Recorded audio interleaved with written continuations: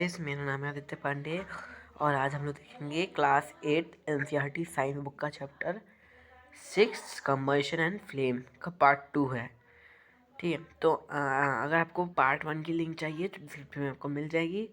और बात करें इस चैप्टर की तो हम लोग ने बहुत सी चीज़ें कंप्लीट कर दी थी इस चैप्टर में। जैसे कि हम लोग ने कुछ एक्टिविटीज़ पढ़ी थी, इस बॉक्स वाली एक्टिविटी पढ़ी थी हम लोग ने। ठीक है, कि इन बॉक्सेस से हम लोग कैसे कर सकते हैं, मतलब कैसे कैसे एक्टिविटी परफॉर्म कर सकते हैं।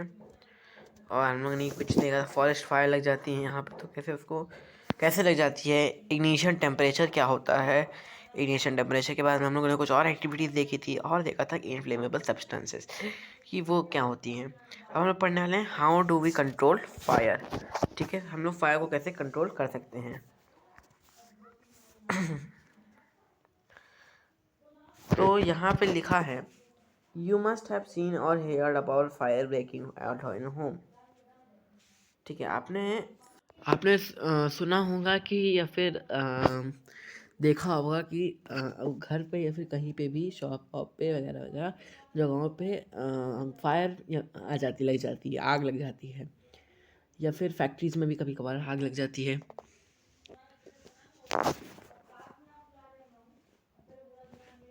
अगर आपको जो है ऐसी सिचुएशन दिखती है या फिर ऐसे एक्सीडेंट देखते हैं तो उनके ऊपर एक डिस्क्रिप्शन, शॉर्ट डिस्क्रिप्शन लिखिए अपनी नोटबुक में। Also share the description with the classmates.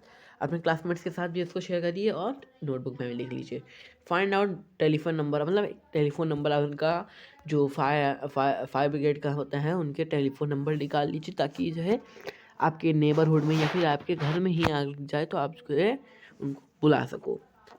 क्या आपकी सिटी या फिर आपके टाउन में फायर ब्रिगेड है कि नहीं। फायर ब्रिगेड के वो होता है या फिर फायर ब्रिगेड स्टेशन है कि नहीं। फायर ब्रिगेड जो होती है वो तब क्यों अराइव होती है, मतलब। ठीक है, और वो करती क्या है। It pores sorry it pores on the water on the fire. वो आग के ऊपर पानी डालती है ताकि वो आग बुझ जाए। ठीक है, water cools the combustion material so that it temperature is bought below the it's ignition temperature. Water जो होता है वो क्या करता है, उसको कंबस्टिबल मटेरियल्स को, उसका जो टेम्परेचर होता है उसको कूल कर देता है। ठीक है, एकदम लो कर देता है, और उसका जो इग्निशन टेम्परेचर है उसको भी लो कर देता है। ये प्रिवेंट करता है फायर को स्प्रेड होने से। The water vapour also surround the combustion material. जो वाटर वेपर होता है वो जो है कंबस्टिबल मटेरियल के चारों तरफ गिर जाता है। मतलब होता क्या है ना, मैं बताऊँ तो देखो, ये रहा आपका कोई भी सब्सटेंस। ठीक है, उसके चारों तरफ एक कोटिंग लग जाती है वाटर वेपर की। ठीक है, उसमें से जो आप किसी भी गर्म चीज़ पे आप पानी डालोगे तो उसमें से वाटर वेपर निकलेगा। अब वही वाटर वेपर इसके ऊपर, इस कंबस्टिबल सब्सटेंस के ऊपर अपनी कोटिंग लगा देता है। ठीक है, water vapour also around the combustible material, तो यहीं लिखा है। और क्या करेगा, देखो हमने स्टार्टिंग बताया था कि 3 चीज़ें लगती हैं एक कंबशन होने के लिए या फिर किसी ऑब्जेक्ट को फ्यूल को जलाने के लिए। 3 चीज़ें क्या हैं, एक ऑक्सीजन सबसे मेन। ठीक है, दूसरा है फ्यूल यानी कि जिसको जलाना है, और तीसरा था फ्लेम या हीट। ठीक है, इसमें से हम लोग क्या कर रहे हैं, ऑक्सीजन कट ऑफ कर देना है। तो मैंने ये भी बताया था कि ऑक्सीजन अगर नहीं होता है तो फिर कोई भी कंबशन नहीं हो पाएगा। तो इसमें क्या हो रहा है, सिंपल सी बात है, ऑक्सीजन कट ऑफ कर दिया जा रहा है, तो इसलिए कंबशन नहीं हो पाएगा। You have learn that there are 3 essential requirements of producing fire. आपने पढ़ा है कि 3 एसेंशियल रिक्वायरमेंट्स होती हैं एक फायर को प्रोड्यूस होने में। क्या आप बता सकते हो रिक्वायरमेंट्स के बारे में। ये क्या क्या है, फ्यूल, एयर है। ठीक है, ताकि वो ऑक्सीजन को सप्लाई कर सके, फ्यूल और air. The heat to raise the temperature, तो मैंने यही बात बताया है कि जो 3 चीज़ें से कंबशन होता है। Of the fuel beyond the ignition temperature. ठीक है, and heat to raise the temperature of the fuel beyond the ignition temperature. Fire can be controlled by removing one of the more there requirements. इन requirement से एक या ज़्यादा requirements को cut off कर दो तब भी कंबशन रुक जाता है। ठीक है, मतलब कोई भी चीज़ आप काट सकते हो। जैसे फ्यूल का कर नहीं रहेगा तो फिर जलेगी ही नहीं, आग कंबशन होगा ही नहीं। अगर आपका फ्लेम नहीं होगी तो तब भी कंबशन नहीं होगा। ऑक्सीजन नहीं होगा तब भी कंबशन नहीं होगा। The job of fire extinguisher is to cut off the supply of air और to bring down the temperature of the fuel और बोथ। ठीक है, फ्यूल का टेम्परेचर या फिर जो एयर सप्लाई कर रहा है उसका, उन दोनों को कट ऑफ कर देता है, फिर उनको उनका टेम्परेचर ले आता है नीचे। ठीक है, फ्यूल का टेम्परेचर नीचे ले आता है। और दूसरा क्या काम कर सकता है, फायर एक्सटिंग्विशर, जो जहाँ जिस फ्यूल पे आग लगी उसके चारों तरफ एक कोटिंग बना के किसी चीज़ की, वाटर वेपर, कार्बन डाइऑक्साइड की, उससे वो ऑक्सीजन का सप्लाई रोक सकता है। अब मैंने यहाँ पर कार्बन डाइऑक्साइड क्यों बोला उसको आपको अभी पता चल जाएगा। तो पहले मैं पढ़ लेता हूँ। Notice that the fuel in most cases can not be eliminated. Fuel बहुत सारे केसेस में एलिमिनेट नहीं किया जा सकता। ठीक है, मतलब अगर फ्यूल में हर जगह तो काटा जा नहीं सकता, क्योंकि फ्यूल ही चल रहा होगा तो हम लोग उसको कहाँ से निकाल लेंगे भाई। If for instance a building catches fire the whole building is a fuel. अब सपोज कोई बिल्डिंग खड़ी है, उसमें आग पकड़ ली, या फिर आपके घर में आग पकड़ ली, तो आप अपने घर को थोड़ी ना हटा दोगे कहीं से, उसका कट ऑफ थोड़ी ना कर दोगे। तो हम लोग यहाँ पर अभी देखने वाले हैं, एक फायर एक्सटिंग्विशर के बारे में पढ़ने वाले हैं। मतलब द कॉमन, एक सेकंड इसकी साइज छोटी कर लेते हैं। The most common fire extinguisher is water. सबसे मोस्ट कॉमन फायर एक्सटिंग्विशर क्या है, वाटर है, सबको ही पता है तो बात। The water because works only when the things like wood and paper are on fire. ये वाटर तभी काम करता है जब एक कोई वुड हो या फिर पेपर हो या फिर ऐसी कोई चीज़ें हो वो आग पकड़ लें। If electrical equipment is on fire, अगर कोई इलेक्ट्रिकल इक्विपमेंट फायर में है, वाटर में कंडक्ट इलेक्ट्रिसिटी, तो वो जो वाटर होगा वो उसके अंदर इलेक्ट्रिसिटी हो गया। अब इसमें क्या है ना, क्या चाह रहा है, जैसे कोई इलेक्ट्रिक इक्विपमेंट है, यानी कि आपकी सोसाइटी या फिर कहीं स्कूल वगैरह में आपने देखा होगा कि वो लोग वो लगाते हैं इलेक्ट्रिक चीज़ें, यानी कि जहाँ पे सारा इलेक्ट्रिसिटी का सामान वगैरह रहता है, वहाँ से आप स्विच ऑफ करते हैं, वहाँ से ट्रिप हो जाती है वायर। तो वहाँ पर अगर आप पकड़ ली तो क्या हो सकता है, अगर वहाँ पर आप पानी डालोगे तो आपको करंट मारेगा, क्योंकि पानी भी एक गुड कंडक्टर है इलेक्ट्रिसिटी का, ही सबको पता है। ठीक है, तो वहाँ तो आप पानी डाल नहीं सकते, तो आप उसकी जगह आप क्या यूज़ करोगे। तो यहाँ पर मैं बता रहा था कि कार्बन डाइऑक्साइड इस्तेमाल किया जा सकता है। ठीक है, and harm those trying to douse the fire. जो फायर को बुझाना चाहेंगे वो वाटर में इलेक्ट्रिसिटी आएगी तो आपको भी इलेक्ट्रिक करंट पड़ सकता है। Water is almost not suitable for the fire, also not suitable for the fire. Water जो है वो फायर जिसमें पेट्रोल या फिर ऑयल से, मतलब ऑयल और या फिर पेट्रोल में अगर आग लग गई हो, उससे आग लग गई हो, उसमें भी और वाटर का इस्तेमाल नहीं किया जा सकता। Do you recall the water is heavier than the oil. क्या आपको पता है कि जो वाटर है वो ऑयल से हैवियर में है, यानी कि भारी है। मतलब इसमें कह रहा है ना कि आप जो कहीं पे भी इस्तेमाल नहीं कर सकते, मतलब ज़्यादातर जगह पे, जैसे ऑयल हो गया, ऑयल में अगर आग लग गई, पेट्रोल में आग लग गई, वहाँ भी यूज़ नहीं कर सकते, क्योंकि वो अगर वाटर डालोगे आप तो ऑयल और वाटर सेपरेट हो जाएंगे। ठीक है, do you recall water is heavier than oil so it sinks below the oil and oil keeps burning on the top. आपको पता ही है कि जो वाटर है वो जो है वाटर है जो ऑयल से मतलब भारी नहीं है, भारी है मतलब, या फिर हल्का है शायद, क्या बोल रहा हूँ। ऑयल जो है भारी है वाटर से, तो वो ऑयल ऊपर जलता रहेगा और पानी बेचारा नीचे चला जाएगा। तो इसको कैसे सॉल्व कर सकते हैं इस प्रॉब्लम को, कि इनको कैसे बुझा सकते हैं फायर्स को। For involving the electrical equipments and inflammable materials like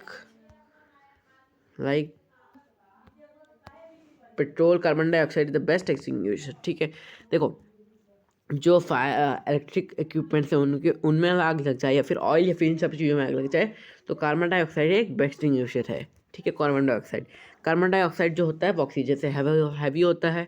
ठीक है, सबको ही पता है कार्बन डाइऑक्साइड ऑक्सीजन से हैवियर रहता है।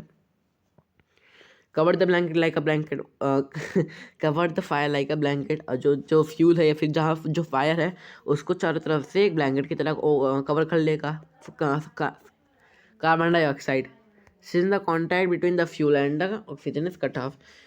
इससे क्या होगा कि जो फ्यूल होगा और या फिर कार्बन डाइऑक्साइड होगा, सॉरी फ्यूल होगा या फिर ऑक्सीजन होगा, सॉरी मतलब मैं बताता हूँ एक एग्जाम्पल, जैसे ये कोई है इलेक्ट्रिक इक्विपमेंट, ठीक है, इसके अंदर आग लग गई, ठीक है, ये रफ में बता रहा हूँ। तो अगर इसके ऊपर एक्सटिंग्विशर हम लोग डालेंगे तो इसकी चारों तरफ एक मोटी लेयर, या फिर आप ये कर सकते हो लेयर कवर हो जाएगी कार्बन डाइऑक्साइड की। उससे क्या होगा, जो अगर आप इसमें कार्बन डाइऑक्साइड डालोगे तो ये लेयर बन जाएगी, और जो इसके अंदर का ऑक्सीजन होगा उसका कट ऑफ हो जाएगा, यानी कि वो उसका कट ऑफ हो जाएगा, वो नहीं आ पाएगा ऑक्सीजन, और इसी वजह से फायर रुक जाएगी, ठीक है। The added advantages of CO2 is most cases it does not harm the electrical equipment. बहुत से केसेस में जो CO2 होता है वो जो है इक्विपमेंट को हार्म भी नहीं करता है, इसलिए बेस्ट है। How do we get the supply of carbon dioxide, हम लोग सप्लाई ऑफ कार्बन डाइऑक्साइड कहाँ से लेते हैं? It can be stored in the high pressure, वो हाई प्रेशर में स्टोर किया जा सकता है as a liquid in cylinder, liquid की फॉर्म में। In what mode form in the LPG stored in the cylinder, जिस फॉर्म में किस फॉर्म में LPG स्टोर की जा सकती है सिलेंडर में, ये पूछा है यहाँ पे, मतलब आपसे क्वेश्चन पूछा है। When released from the cylinder, CO2 expands enormously in volume and cools down.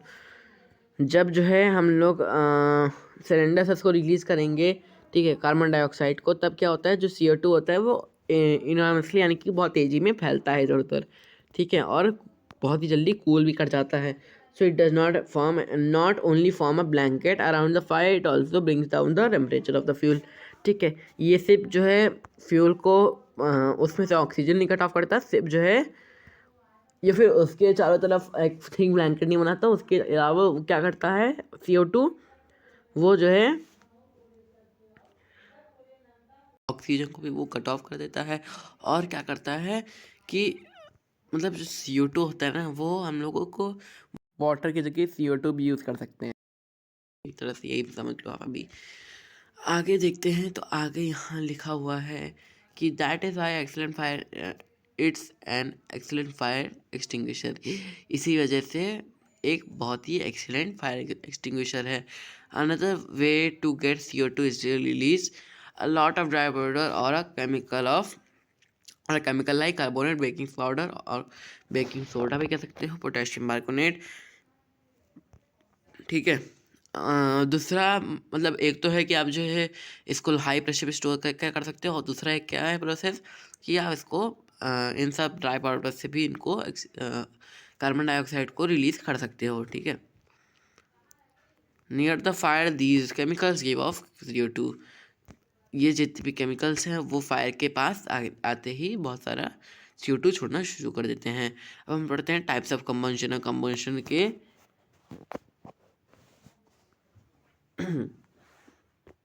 Combustion के टाइप्स क्या क्या होते हैं, उसके देखते हैं क्या टाइप्स होते हैं।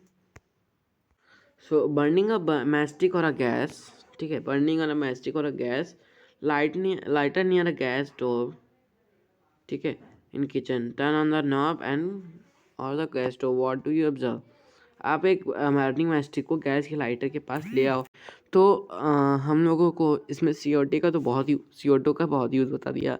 आगे बढ़ते हैं, आगे क्या है, ये बहुत ही एक्सीलेंट फायर एक्सटिंग्विशर है। अनदर वे जो है अनदर वे CO2 को प्रोड्यूस करने का ये है कि हम लोग बहुत सारे ड्राई केमिकल्स या ड्राई पाउडर्स को रिलीज़ करें, जैसे सोडियम बाइकार्बोनेट, जिसको हम लोग बेकिंग सोडा कह सकते हैं, पोटेशियम कार्बोनेट, ठीक है, इसको भी रिलीज़ कर सकते हैं, और इन सबको फायर के पास रिलीज़ करेंगे तो ये केमिकल देते हैं CO2, ठीक है, ये केमिकल CO2 देते हैं। यहाँ हम लोग आगे पढ़ने वाले types of combustion.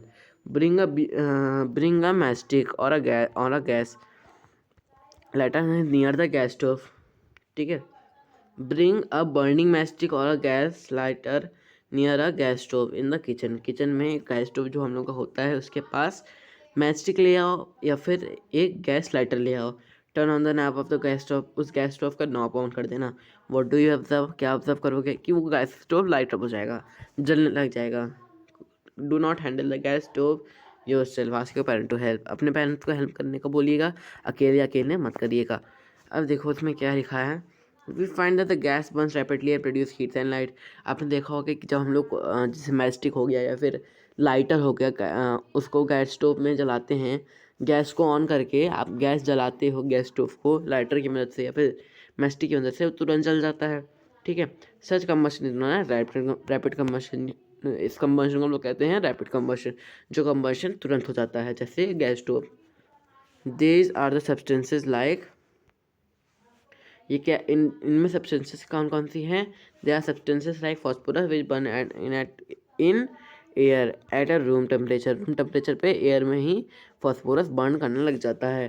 Type of combustion in which a material suddenly burst into flames without any application of any apparent cause is called spontaneous combustion। spontaneous combustion कैसे कहते हैं? जो कंबशन आपका सडनली बर्स्ट कर लेते हैं फ्लेम को, यानी कि सडनली फ्लेम में आ जाती है किसी एप्लीकेशन की वजह, किसी की एप्लीकेशन के बिना, मतलब कोई भी एप्लीकेशन, यहाँ पर कहने का मतलब फ्लेम, किसी भी फ्लेम किसी हीट की वजह बिना ही कोई भी कंबशन होने लग जाता है, या फिर कोई मटेरियल बस्ट होने लग जाता है, सडनली बस्ट हो जाता है, या फिर फ्लेम पकड़ लेता है, आग पकड़ लेता है, तो उसे हम लोग कहते हैं स्पॉन्टेनियस कंबशन, ठीक है। तो यहाँ पे आप लोगों को दिया है कि फॉस्फोरस का एग्जाम्पल, अब फॉस्फोरस भी इन सब में से एक हो सकता है, क्योंकि वो भी स्पॉन्टेनियस कंबशन करता है, वो तुरंत ही अपने रूम टेम्परेचर पे अपने आप आग पकड़ लेता है बिना किसी एप्लीकेशन के। Spontaneous combustion of coal dust has resulted in many disaster fires in coal mines। Coal mines में जब ये जो स्पॉन्टेनियस कंबशन होता है वो कोल डस्ट में हो जाता है, यानी कोल डस्ट इसका एक एग्जांपल है स्पॉन्टेनियस कंबशन का, कि ये कोल माइंस में बहुत ही ज़्यादा डिजास्टरस होता है, ये तुरंत ही आग पकड़ लेता है। Spontaneous forest fires are some, ठीक है, तो एक second. Spontaneous forest fires are sometimes due to the heat of the sun and due to the lightning strike, ठीक है। जो फॉरेस्ट फायर होती हैं वो किसी वजह से होती हैं, स्पॉन्टेनियस फॉरेस्ट फायर इस वजह से होती हैं क्योंकि सन की हीट से या फिर लाइटनिंग स्ट्राइक से, ठीक है, जब बिजली गिर जाती है। However most of the forest fire are due to the carelessness of the human being के केयरलेसनेस की वजह से ही फॉरेस्ट फायर पकड़ लेती है, मतलब फॉरेस्ट फायर को पकड़ लेती है। It is important to remember that the campfire must be completely extinguish before a living forest after a picnic और विजिट। एक पिकनिक या फिर विजिट के बाद कैंप फायर को आपको बुझा देना चाहिए, नहीं तो फिर फॉरेस्ट में पेपर मतलब वुड होती हैं वो आग पकड़ लेंगी तो फॉरेस्ट फायर लग जाएगी, ठीक है। We generally have fireworks on the festival days. Festival day पे हम लोग फायरवर्क्स चलाते हैं। When a cracker ignited a sudden reaction takes place with the evolution of heat की वजह से एक सर्टेन रिएक्शन वहाँ पर आपको दिखने को मिलता है। एक लाइट होती है, हीट होती है और साउंड होती है उस क्रैकर के बर्स्ट होने पे। A large amount of gas formed in the reaction is elaborated. ये बहुत ही ज़्यादा अमाउंट में गैस जो है फॉर्म होती है और इलेबरेट हो जाती है। Such reaction is called explosion. जब कोई फायरवर्क या फिर कोई बॉम्ब तो भी कह सकते हैं, लेकिन जहाँ पर एग्जांपल फायरवर्क है, फायरवर्क में जब कोई फायरवर्क जलता है तो नीचे कुछ वो छोड़ देता है, बहुत सारी गैसेस है वो इलेबरेट हो जाती हैं। आपने फायरवर्क जलाए होंगे तो आपको पता ही होगा। तो वही चीज़ जिसे हम लोग कहते हैं एक्सप्लोजन। अब फ्लेम पढ़ते हैं। फ्लेम का टॉपिक क्या है सर? यहाँ पर कुछ और ऑनलाइन बची हैं। Explosion can also take place in pressure is applied on the crackers. अगर क्रैकर्स पे प्रेशर अप्लाई किया जाए तो फिर आपका क्रैकर्स फट जाएंगे या फिर एक्सप्लोज हो जाएंगे, एक्सप्लोजन हो जाएगा वहाँ पे ही। ओवर द इसलिए क्रैकर्स पे वेट ना दिया करिए, नहीं तो वो उन पर एक्सप्लोजन हो जाएगा, ठीक है, अगर प्रेशर उन पर अप्लाई होता है तो। Observe an LPG flame. एक एलपीजी फ्लेम को ऑब्जर्व करिए, ठीक है। एलपीजी फ्लेम यानी कि लिक्विड पेट्रोलियम गैस, ठीक है, उसकी जो फ्लेम होती है, यानी कि जो गैस स्टोव में फ्लेम होती है उसे हम एलपीजी फ्लेम कह सकते हैं। What is the colour in the candle flame? कौन सा कलर में मतलब देखो इसमें बताया गया ना, जो कलर गैस स्टोव में आता है, जो कलर कैंडल में आता है, ठीक है, जो कलर गैस स्टोव में आता है, जो कलर कैंडल में आता है, ठीक है, और इन दोनों को कंपेयर करना है कि इन दोनों में क्या डिफरेंस है। जो गैस स्टोव में जलता है वो होता है ब्लू कलर का, और जो कैंडल में जलता है वो होता है येलो कलर का। अब ऐसा क्यों होता है वो मैं थोड़ा सा आपको बता देता हूँ कि ऐसा इसी वजह से होता है, क्योंकि जो ब्लू कलर होता है एलपीजी, यानी कि जो एलपीजी होता है वो ज़्यादा हीट प्रोड्यूस करता है, यानी कि जहाँ पर जो एकदम हॉट पार्ट होता है या फिर वार्म पार्ट होता है ना, यानी कि जो बहुत गर्म पार्ट होता है उसे हम लोग कहते हैं वो ब्लू कलर का हो जाता है। जैसे आपने कैंडल में आपने इसी चैप्टर में पढ़ा होगा, या फिर नहीं, इसी चैप्टर में हमने पढ़ा है कि जो है कैंडल के कुछ पार्ट्स होते हैं, ठीक है। एक सेकेंड, सॉरी तो कैंडल के पार्ट्स जो होते हैं उनके बारे में आपने पढ़ा होगा। कैंडल के पार्ट्स में क्या क्या आता है, एक हॉट पार्ट आता है यानी कि वार्म पार्ट कह सकते हो, एक उससे नीचे आता है जो मिडल पार्ट होता है, और उससे नीचे आता है जो एकदम कुछ नहीं होता है। तो कैंडल का जो बाहर का पार्ट होता है उसे हम लोग बहुत ही गर्म पार्ट, वार्म पार्ट कहते हैं, ठीक है। वो इसलिए वो किस कलर का होता है, ब्लू कलर का। इसी वजह से ब्लू कलर का होता है क्योंकि वो बहुत जो चीज़ें गर्म एकदम होती है ना, जो एकदम मतलब समझ लो ना एकदम हॉट पार्ट जो होता है उसे हम लोग वो ब्लू कलर का हो जाता है। जो थोड़ा सा होता है, थोड़ा सा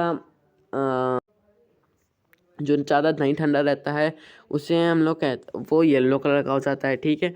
और जो एकदम ही नहीं रहता वो एकदम येलो कलर का हो जाता है। तो यहाँ पर आपको कुछ 3 एग्जांपल दिए हैं कि ब्लू कलर एलपीजी जो एकदम गर्म रहता है, येलो पार्ट जो एकदम थोड़ा सा गर्म और थोड़ा सा ठंडा, ठंडा तो नहीं कहेंगे लेकिन हाँ ज़्यादा गर्म भी नहीं है, और ये वाला केरोसिन लैम्प, ठीक है। तो हम यही सब दिया है यहाँ पे। आगे देखते हैं आगे क्या बताया जाता है यहाँ पे। What is the colour of the candle flame, ठीक है। Recall an experience in burning of a magnesium, magnesium paper के जलने का एक्सपीरियंस याद करो। क्लास 7th में हुआ था ये। If you do not have experience of burning remaining item in table 6.2 you can do that down. अगर आपको बर्निंग मटेरियल्स के बारे में कुछ नहीं पता अभी, या फिर कोई एक्सपीरियंस नहीं है उनके बारे में, तो आप टेबल 6.2 से आप देख सकते हो उनको, मतलब देख सकते हो एक तरह से। Record your observation, mention whether the burning forms of flame are or not, ठीक है। whether on a burning the material forms of flame or not, whether कि जो हम लोग का बर्निंग मटेरियल्स है वो फ्लेम बनाता है कि नहीं। सो यहाँ देखो यहाँ पर स्ट्रक्चर ऑफ फ्लेम, ठीक है। सभी चैप्टर कितना बचा है, चैप्टर तो थोड़ा बहुत ही बचा है, तो देखते हैं आगे का पार्ट क्या है। यहाँ पहुँच गए। So guys structure of flame पढ़ते हैं। स्ट्रक्चर ऑफ फ्लेम क्या है। स्ट्रक्चर ऑफ फ्लेम में हम लोग एक 6.5 की एक्टिविटी बनाने वाले हैं। तो मैंने जो यहाँ पर कैंडल का एग्जांपल दिया, वो कैंडल का एग्जांपल मैं आपको बाद में बता, यहाँ पर भी है देखो ये रहा। तो इसको अभी तो हम लोग पढ़ेंगे पहले, लेकिन अभी हम लोग इसको ही पढ़ते हैं। कंबंशन एंड फ्लेम चैप्टर ये बहुत बड़ा है, तो देखते हैं अब इसको अभी। Structure of flame, light candle, एक सेकंड का। सो गाइस यहाँ पर इसकी एक्टिविटी के बारे में बताया गया है। तो ये एक्टिविटी में बताता क्या है ये बता देता हूँ। एक्टिविटी ये बताता है light a candle caution be. इसमें हम लोग को बोलता है कि आप एक कैंडल को लाइट अप करिए और केयरफुल रहिए। और इसके आगे कहता है कि होल्ड अप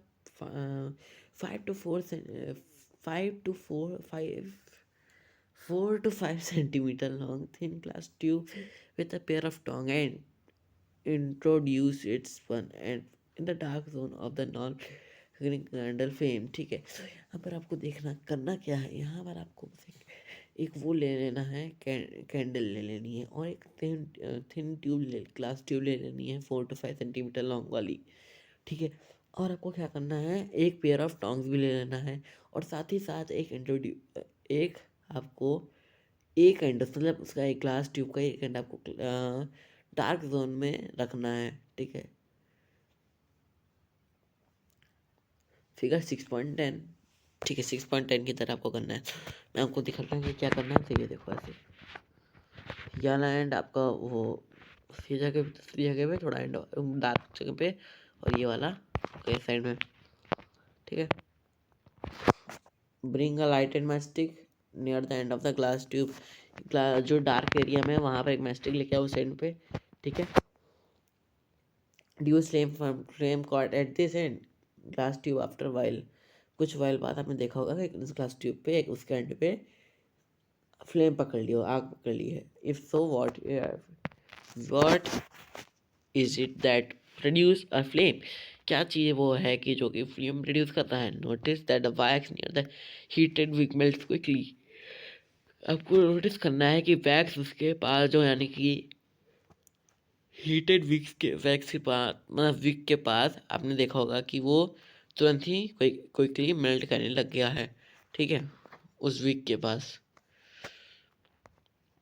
जो wax sorry the substance which vaporise during a burning a flame. ठीक है, जो कि जो सब्सटेंस जब वो वेपराइज हो रहा हो तब जो है जो बर्निंग हो रही होती है तब वो उस समय फ्लेम बनती है। अब देखो मैं नहीं समझ में आया तो मैं बताता हूँ।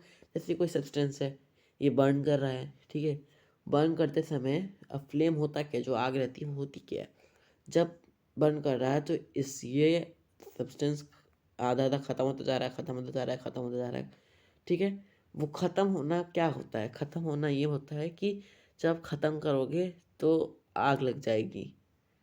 मतलब इसलिए लगेगी क्योंकि ख़त्म करने पे कोई भी चीज़ जब ख़त्म होती है फिर मतलब एक तरह से उसमें से वो कुछ अमाउंट ख़त्म हो रहा है उसके अंदर से, तो वो वेपराइज हो जाता है। ठीक है, वो अमाउंट वेपराइज हो जाता है, धुआं निकलने लगता है उससे। कोई भी चीज़ है, अब जब जल रही हो, ठीक है, तो जब चल रही होती है तब वो सब धुआं निकलने होता है और वो धुआं क्या बन जाता है? फ्लेम बन जाता है एक फॉर्म में। ठीक है, और वो कैंडल में भी सेम हाल होता है, वो चीज़ फ्लेम बन जाती है। तो यही चीज़ यहाँ बताई गई है। ठीक है, फॉर एग्जाम्पल जैसे कि आपका केरोसिन ऑयल हो गया, ठीक है, या फिर मोल्टन वैक्स हो गया, वो राइस करते हैं, rise through a wick and are vaporise. Wick के द्वारा वो विक के द्वारा राइस करते हैं और वेपराइज हो जाते हैं। During burning and form a flame. Burning के समय ये लोग वेपराइज कर जाते हैं और ये फ्लेम बना लेते हैं। Charcoal on the other hand does not vaporise and do not produce a flame. Charcoal नहीं वेपराइज होता है और फ्लेम नहीं बनाता है, and so does not produce flame, और वो फ्लेम को नहीं प्रोड्यूस करता है। In activity 6.5 could the vapor of wax coming out of the glass tube be cause of the flame produced? Activity 6.5 में जो वेपर्स होते हैं वही जो है, एक्टिविटी 6.5 में जो वेपर्स बने हैं वही जो है फ्लेम के प्रोड्यूस में हैं, या फिर उनको वो जो फ्लेम प्रोड्यूस हो रही है वो उनकी वजह से ही हो रही है, वेपर्स की वजह से ही।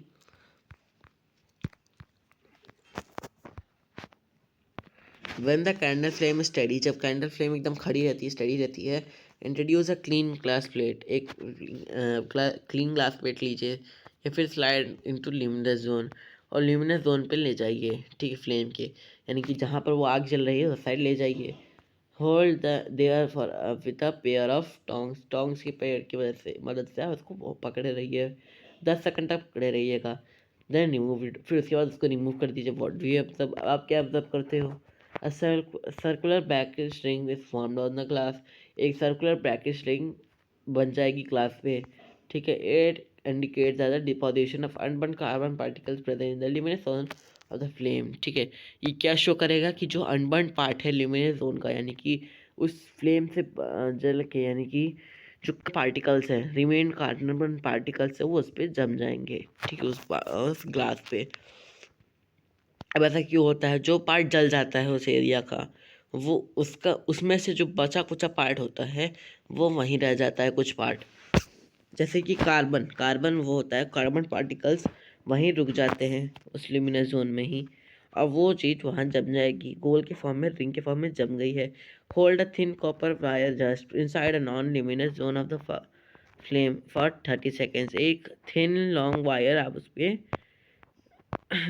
Thin long wire, copper wire, just inside a luminous zone of the flame. उस जो फ्लेम है उसके ल्यूमिनस जोन में आप जो है उसको नॉन ल्यूमिनस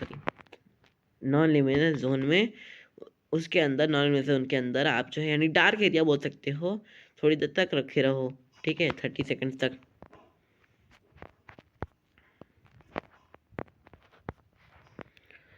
अब क्या होगा, notice the portion of the copper wire just inside the flame outside the flame got red get hot, sorry, does it indicate that the non luminous zone of the flame has a high temperature. अब मैं आपको थोड़ा सा बताता हूँ कि क्या हो रहा है इसमें, मतलब क्या मेन रीज़न है ये सब होने का। ये एक्टिविटी हो सकता नहीं आई आप लोगों को, तो इसका मेन मकसद क्या था वो सब मैं बताने वाला हूँ। अब देखो, ये है एक स्टिक, ठीक है। अनल्यूमिनस पार्ट मतलब ये जो जल रहा है, नॉन ल्यूमिनस पार्ट यानी कि जो मिडल पार्ट है, ठीक है, ऐसा ही कुछ शायद है, ठीक है। सॉरी गाइस, मुझे पता चला कि नॉन ल्यूमिनस पार्ट ये पार्ट है, क्योंकि जो पार्ट नहीं जल रहा है यानी कि लाइट से दूर है या फिर लाइट में नहीं है, उसे नॉन ल्यूमिनस पार्ट कहेंगे, ठीक है। अब उसको कॉपर वायर को आपने थोड़ी देर तक पकड़ के रखा तो जल रहा है, तो फिर पूरे उसमें जल जाता है। तो इसमें लिखा है क्या है, in fact this part of the flame is the hottest part, ठीक है। इनफैक्ट जो फ्लेम का पार्ट होता है, part of the flame is the hottest part. So guys, आप इस फिगर को देखो और आपको समझ में आ जाएगा पूरा क्या खेल है। अब इसमें देखो, इसमें लिखा है कि इस ग्लास को आपको लेना है, ठीक है। इस ग्लास को लेने के बाद आपको इसको लिमिनेस ऑब्जेक्ट में रखना है, लिमिनेस वाले में, ठीक है। तो इससे क्या होगा, यहाँ पर थोड़ा जलता रहेगा। जलने के बाद क्या हो जाएगा, यहाँ पे आपका काला काला रिंग टाइप का बन जाएगा। वो क्यों बन जाएगा, क्योंकि अनबर्न जो कार्बन होता है उसमें डिपॉजिट हो जाएगा, ठीक है। बस इतना ही यहाँ पर लिखा हुआ है इस पर। अब आगे क्या लिखा है इस पर, यहाँ लिखा है कि कैंडल का कुछ जोन्स के बारे में बताया गया है। Outer zone complete combustion blue, यानी कि जो मैंने ब्लू कलर का बताया था ना, कि ब्लू कलर ज़्यादा हॉट होता है या फिर गर्म होता है, तो वो इसी वजह से, क्योंकि ब्लू पार्ट आखिरी में होता है, हॉटेस्ट पार्ट होता है वो।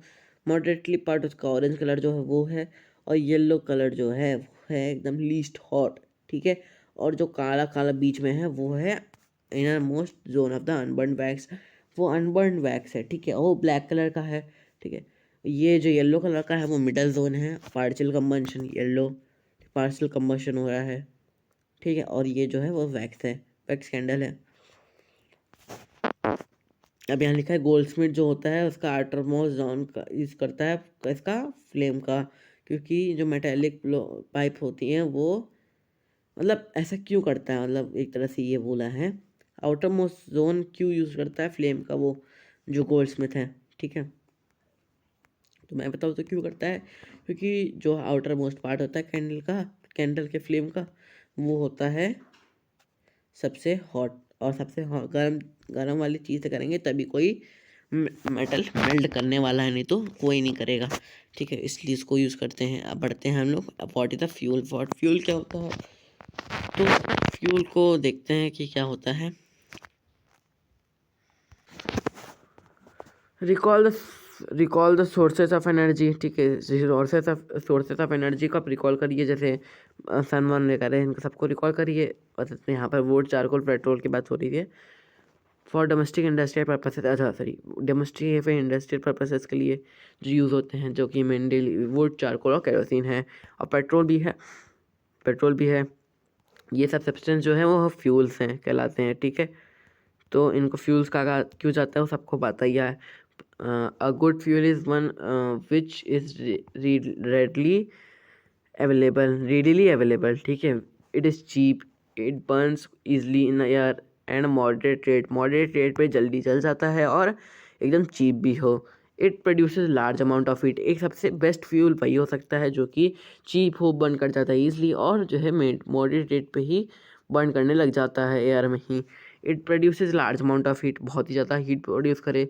It does not leave behind any undesirable substance, कोई भी अनडिजायरेबल सब्सटेंस उसको वो ना छोड़े, जैसे कैंडल वगैरह ये सब वो छोड़ देती हैं, जैसे अनबर्न वैक्स या फिर वो तो नहीं, लेकिन हाँ जलाने के बाद यहाँ ऊपर वो लोग छोड़ देते हैं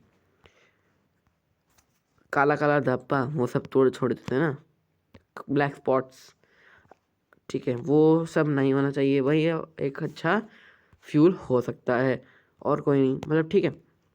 यहाँ पर फीचर्स बताए गए हैं कि अच्छे फ्यूल कैसे कह सकते हैं।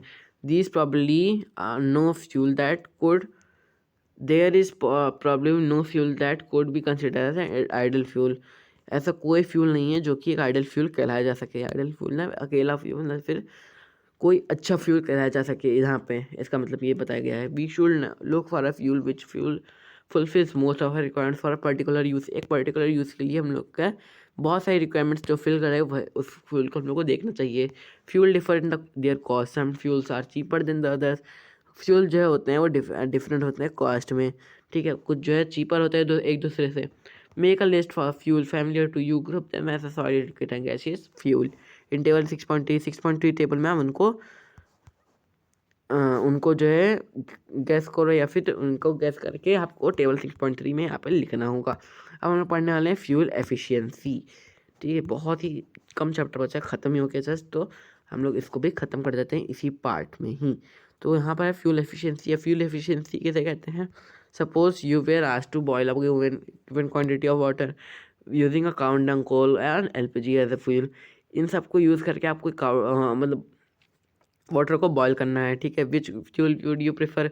कौन सा फ्यूल प्रेफर करोगे? गिव योर रीज़न, अपना रीज़न भी बताओ। You may take the help of your parents, अपने पेरेंट्स का हेल्प लोगे आप, ठीक है।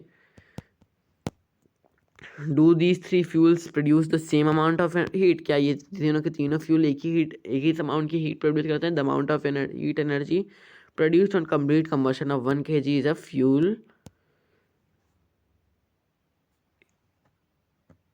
The amount of heat energy produced on complete combustion of 1 kg of a fuel is called calorific value. तो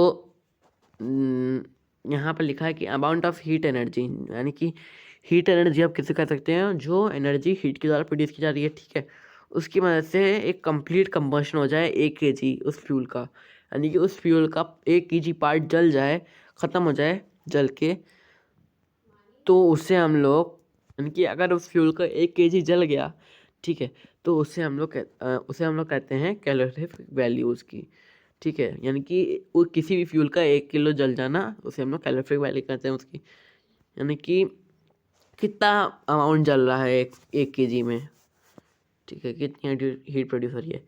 the calorific value of the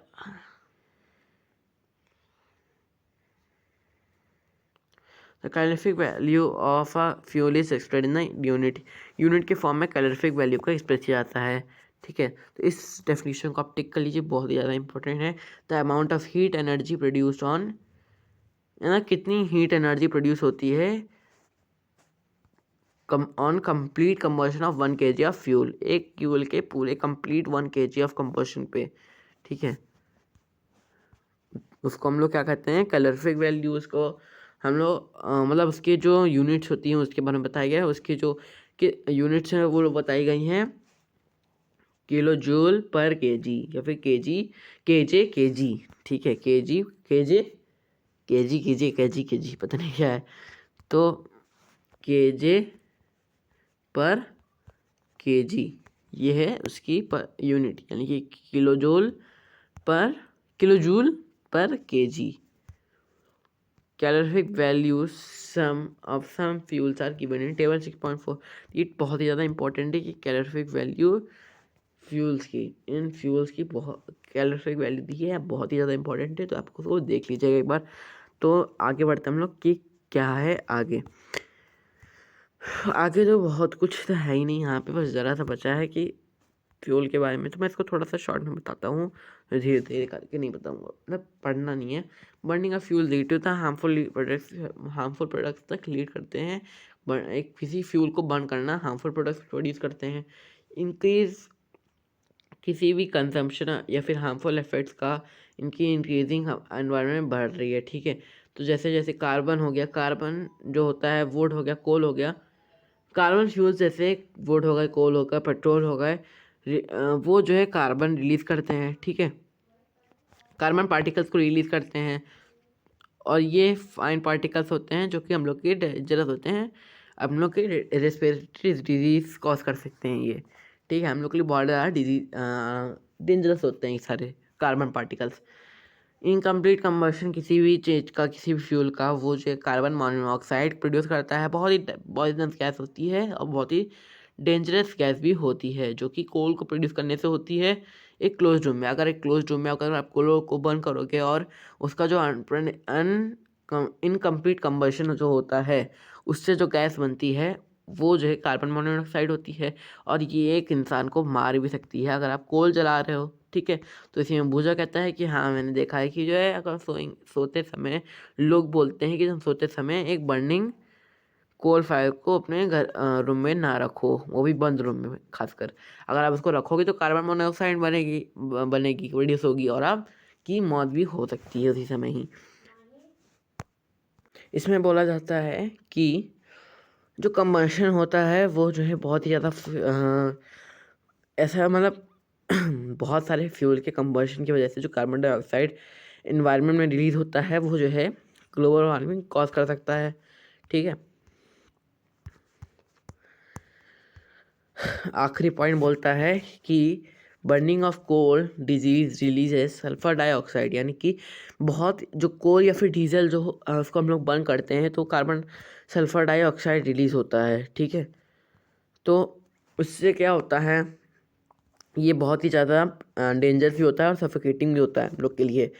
ठीक है, बहुत ज़्यादातर जो पेट्रोल इंजन्स होते हैं वो जब ऐसे गैसियस ऑक्साइड या फिर nitrogen gaseous oxide of nitrogen release करते हैं।